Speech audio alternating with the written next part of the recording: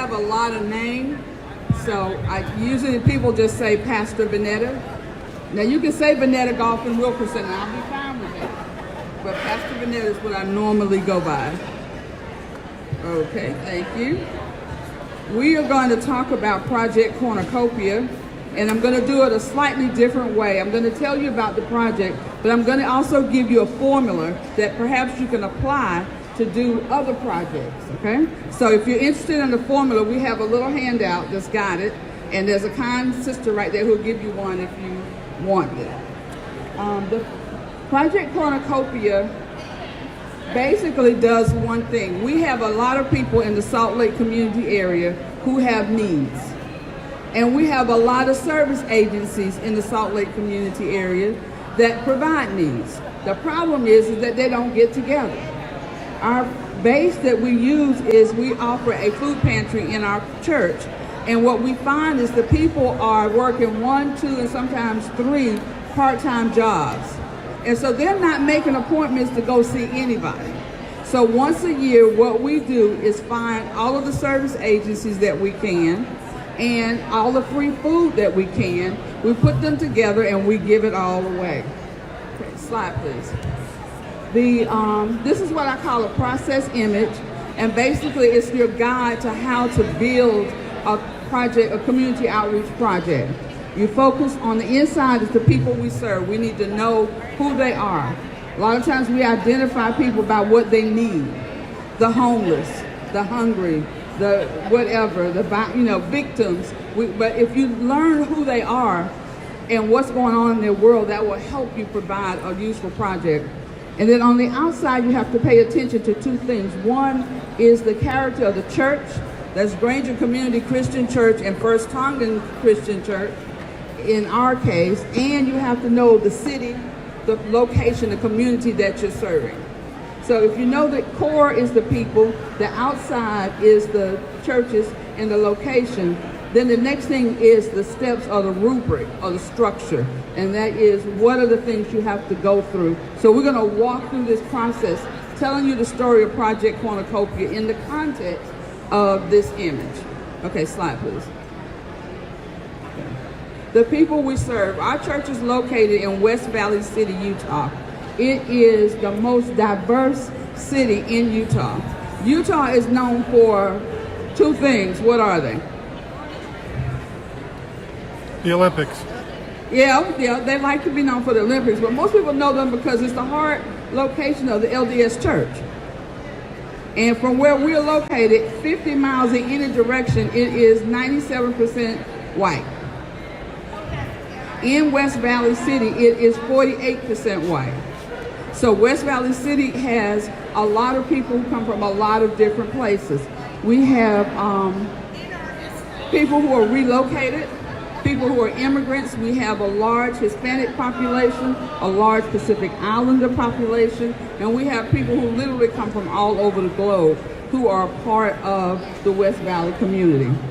One of the things about West Valley is that the people we serve are often on the verge of being homeless. I mentioned the working poor. These people are 1 cold, 1 case of the flu, 1 broken down car from being homeless, not being able to pay their rent. So these are the people that we are serving in our community. When our church first started their food pantry, we used to serve, maybe 50 people in a month. Now we serve over 40,000 in the case of a year. So that's the basis of the people that we serve, what's going on there. Okay, slide please. This is Granger Community Christian Church. We are one of the most diverse congregations in the Christian Church Disciples of Christ, United States and Canada. The church was founded back in 1957. It was the first Protestant church in that part of the valley. In our area, what a Protestant church is any church that's not LDS and not Catholic. And so in those days in 57, it was a very hostile environment, and so people kind of clung together. One of the things about Granger was I came there in 2011, and Granger was a candidate for 1 or 2 things. Either they needed to transform or they were going to become extinct. We started nesting the first time in Christian Church about 2012, 2013, and they affiliated in 2016, and we ordained their pastor last year. So yay! Project Cornucopia began in 2012. Now, in terms of structure for pastors and for people who are looking at the big picture, Granger was a kind of church that had great pods. These were little groups of people who could get stuff done. If you had the right task and the right pod, get out the way, they can make it happen. One of the things that Project Cornucopia did was help them become pods that could work together. Because the only way this project can work is if everybody is on board working together. Slide, please. Okay. Salt Lake City, as I mentioned, we are the home of the LDS Church. That big arrow right here is pointing to the temple, the center of all things in Utah. That's the Capitol building over there. No, it is not the center. It is that temple. One of the things about the Salt Lake community, which is just outside of West Valley, is that we have a lot of different kinds of folk. There is also pretty diverse. We have heritage singers, people who've been there for a very long time. But we also have a lot of new growth. There are technological companies, there are movie companies, there are other people who are coming in, making Salt Lake County very diverse. But one of the interesting things that we find in the demographics is that 35% of the people surveyed in Salt Lake County claim no religious affiliation. Now, in a place where people grow up LDS, for them to get to a point where they claim no religious affiliation, something has happened. And so that's a part of the reality we have to deal with in trying to do outreach ministry. The other thing is that the LDS Church is not just about religion, it's also about culture. And there are three things that they really emphasize that helped us develop this project. One is self-reliance, two is doing good works, and three is families. Families are very important. So these are all things that we had to know in developing a outreach program. Slide, please. Now, so we've talked about the people we serve, we've talked about the church that's going to do the work and the location. Now we're going to look at the individual pieces of the rubric. What are the parts that make this happen? The first one is faith. What you're looking at is our parking lot, and those empty tents are where the vendors who come to provide services come to sit. So it takes a little faith to believe, even on the morning of the event, that they're all going to show up. When we first started, our first time we had about 14 vendors. The goal was 30. This year we had 28. And that included people who signed up but didn't show up, and people who showed up but didn't sign up. But I still had 28 on board. The theological background is live faith, looking at Romans 4:22 and James 2:18. Romans talks about Abraham obeying God even though he did not have all the answers. If you're going to do a community outreach project, you have to obey God. You may not know every if, and but. You may not be able to anticipate every single thing that could happen, but at some point you have to get up and go for it. James 2:18 says faith is about action. It's not just hope you feel better, God bless you. It's about doing something that makes a difference in people's lives. And the last piece is one that I didn't have a scripture for, but more of a lived experience. And that is, I firmly believe that God works in us as God works through us. So to do any kind of a community outreach project, you have to know what your theological underpinning is. What do you believe about God that's going to carry you through this process?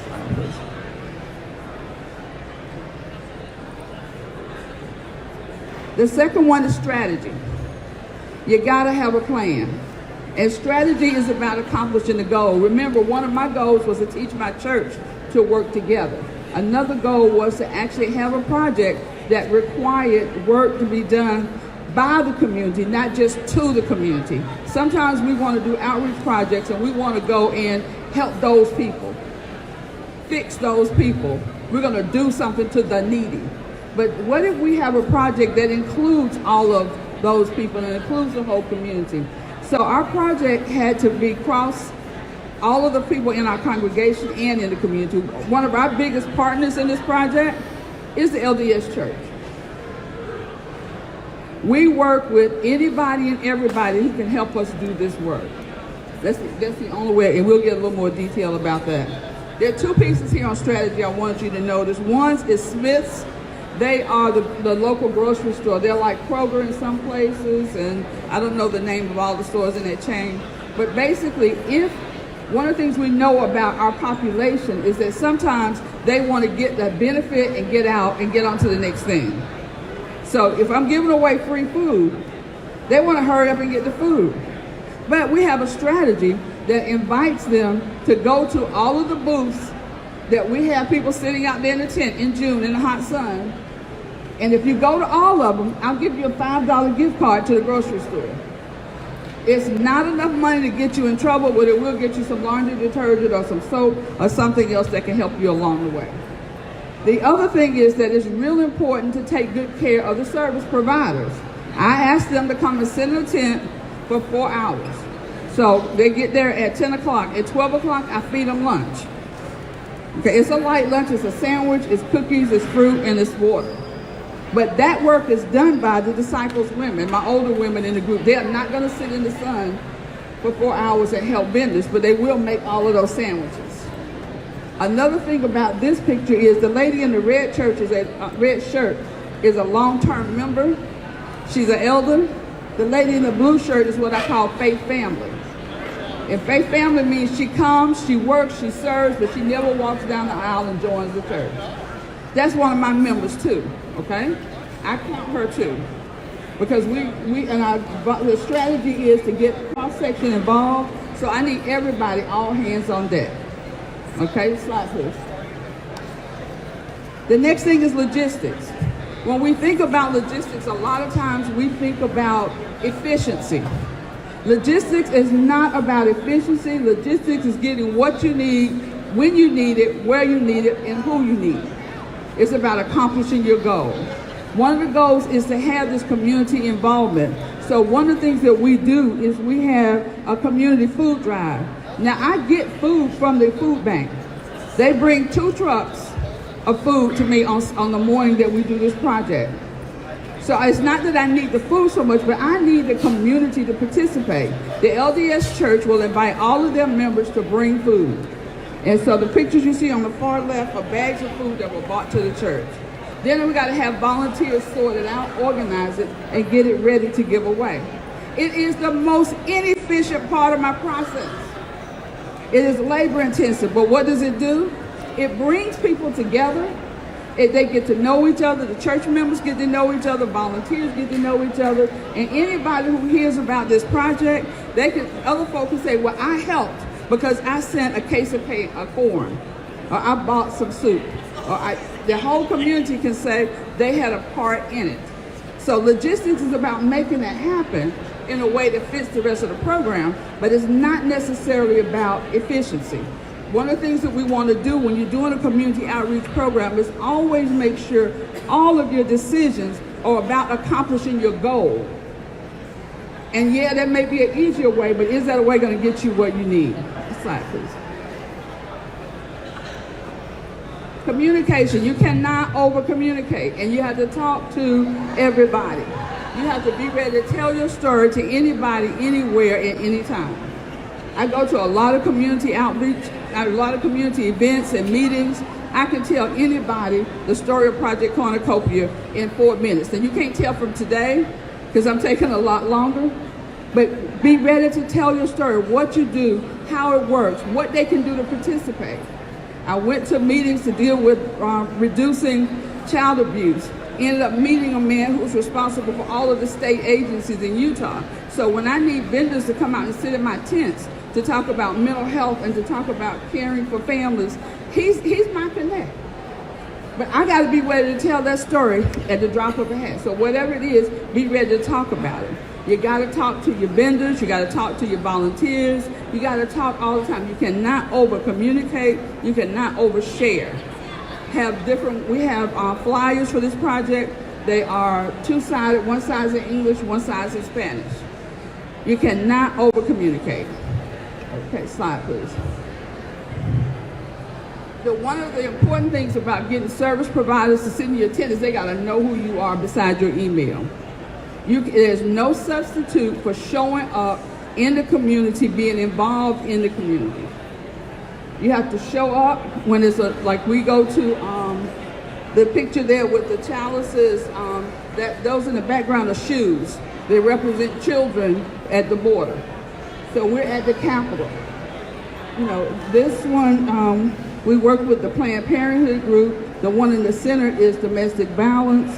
Policy projects, you know, we're always looking at legislation. One of the things in Utah is they want to put the tax back on food. I show up every time I can to tell them, please do not make food cost any more than it already does. If you don't show up in the community, you're not legit in the community will not support your project. I mean, there's no two ways about it. You gotta be out there. People gotta know who you are based on your appearance, your presence, your authentic appearance and engagement, and then they will support and help you. Okay, slide please.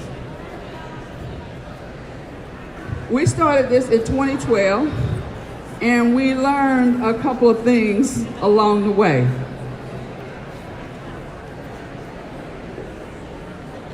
The mission, whatever it is you're trying to accomplish, it is impacted by the attitude of the church.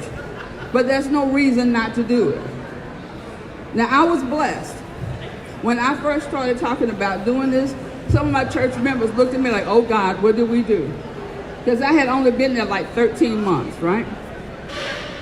Yeah, that's right. That was it. It's like, really? But there were some who had faith to keep trying, to try anyway. And if church is encouraged, that's going to help. If they're scared, it's going to hurt. If they're dead, it's going to be hard. But that's no reason not to do it. But realize that that's part of what's in that package. And you're going to have to look at your strategy and your options to try to work against that. This is not a microwavable thing. I have not given you a kit. I have not given you something you can stick in a microwave and push a button and all of a sudden you got a magic community outreach project. It takes time, it takes patience, it takes learning, it takes listening, it takes starting over. I mean, our first one we decided is the incentive. Instead of giving out the gift cards, we wanted to have gifts that people could wait and pull a ticket, and we would call the number. Oh God, that was the biggest mess. So be willing to learn and adjust. The last one, you have to be able to tolerate dissonance. That's what stuff doesn't always make sense, and everybody's, it's like, my work with this is truly about what I believe about God. But there are people there who are doing it because they think it's a good idea, because they need something to do, because they think God will bless them, and they need some God points because they messed up on something else. And so you have to be able to tolerate the dissonance. You have to tolerate the space where you don't always know what God's doing and how it's going to work out. You have to tolerate the space for the Holy Spirit to work. And slide, please. The next Project Cornucopia is June the 20th, 2012 from 10 to 2 a.m. Save the date. Thank you.